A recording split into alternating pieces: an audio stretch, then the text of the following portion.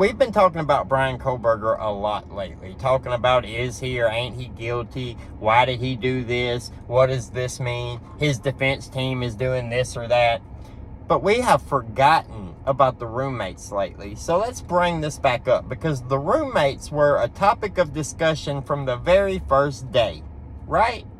Everybody was talking about the 911 call and the roommates running out the house. One might have fainted on the lawn. A lot of people defended the roommates. Hey, that's traumatic. If you have to live through that, there's no telling how you would act. You don't know what you would do in the situation until you're in the situation, blah, blah, blah.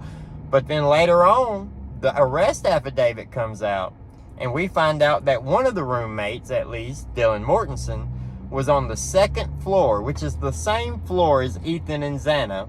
And not only was she on that floor, but she heard things taking place, opened her door multiple times, screamed, "Shut the F up," while the crime was taking place, and then opened the door a final time, just in time to see the suspect walking out of the house, dressed all in black, wearing a black face mask with bushy eyebrows. Now, that's all she described. She didn't say he was carrying a knife.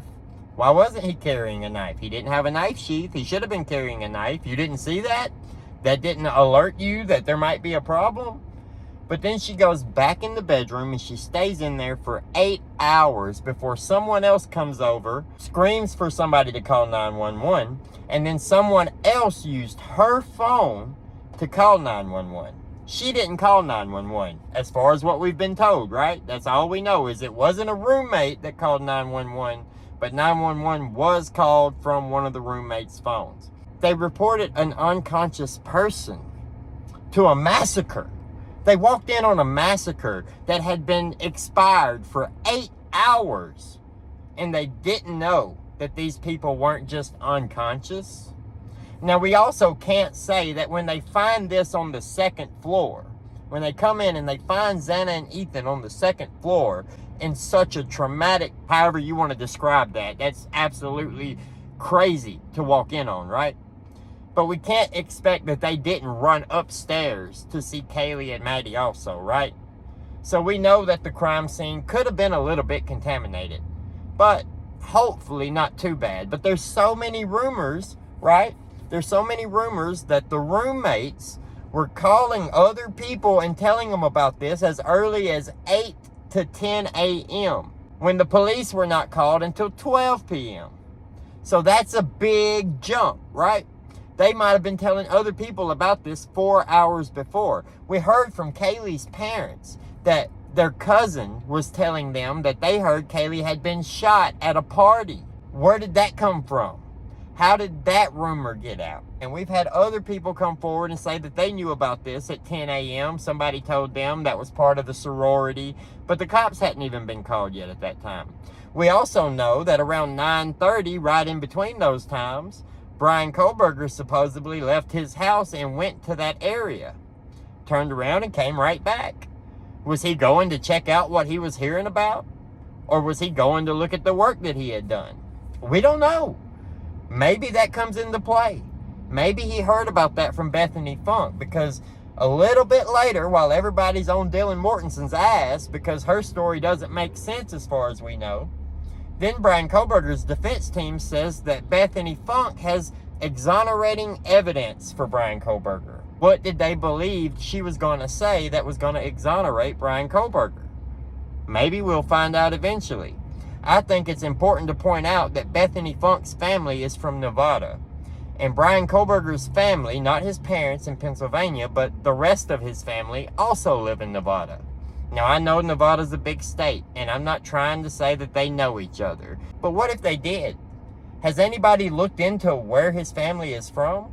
And then, you know, at the beginning of this case, they also interviewed some of Bryan Kohberger's aunts, and they didn't seem surprised that this had happened. They didn't seem shocked at all that he was being accused of doing this. They even had some harsh things to say about him and his father. So, I mean, I don't know. It's kind of sketch, right? But those aunts were from Nevada. And then Bethany supposedly had exonerating evidence. And then supposedly, this is not verified, this was just a report, right? That some of the IDs that they found in Bryan Kohberger's possession, at least one of them was connected to the 1122 King Road residence, right? Now, it didn't say one of the victims' IDs was found, and it didn't say one of the roommates' ID was found.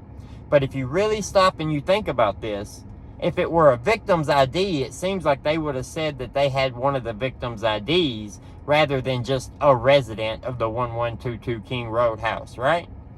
Because if it's a victim, then that makes sense. But if it's a roommate, that would spark questions, and the internet would be on fire if Kohberger had Dylan Mortensen's ID or Bethany Funke's ID, right? But it's kind of weird that there seems to be all this going on around the roommates, but they haven't spoke whatsoever, right?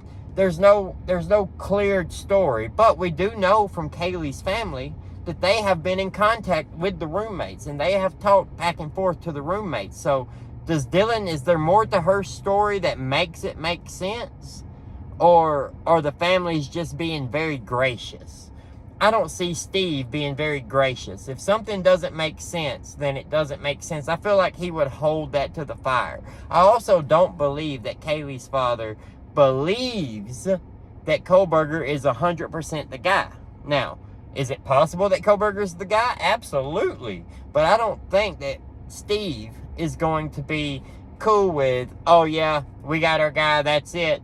He's going to want the whole story. He's going to want what has happened. And we know that they're not getting the information that other people are getting in this investigation, because people are treating them as if they're going to run out and tell the media everything when they've never done that before. They've only told the media things that they found out on their own. They have not told the media anything that the police told them and said, don't speak about this.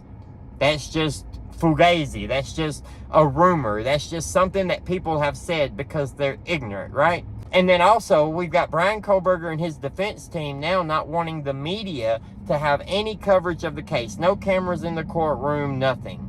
So I feel like that's kind of funny, because that puts the Bryan Kohberger defenders, the people who completely defend him, don't listen to logic and reason whatsoever, don't think that there's a chance, no matter what evidence comes out, that he could possibly be guilty of this crime. Now I guess they have to agree with him that the gag order should stay in place and that the case should not be made public. There should be no cameras in the courtroom. There should be no media in the courtroom. That's a funny predicament for them to end up in. I really want to watch and see how they handle that. Let me know what you guys think about all this. Like the video, subscribe to the channel to see more, hit that notification bell so you'll get notified anytime I post. Have a great day, and we'll see you later.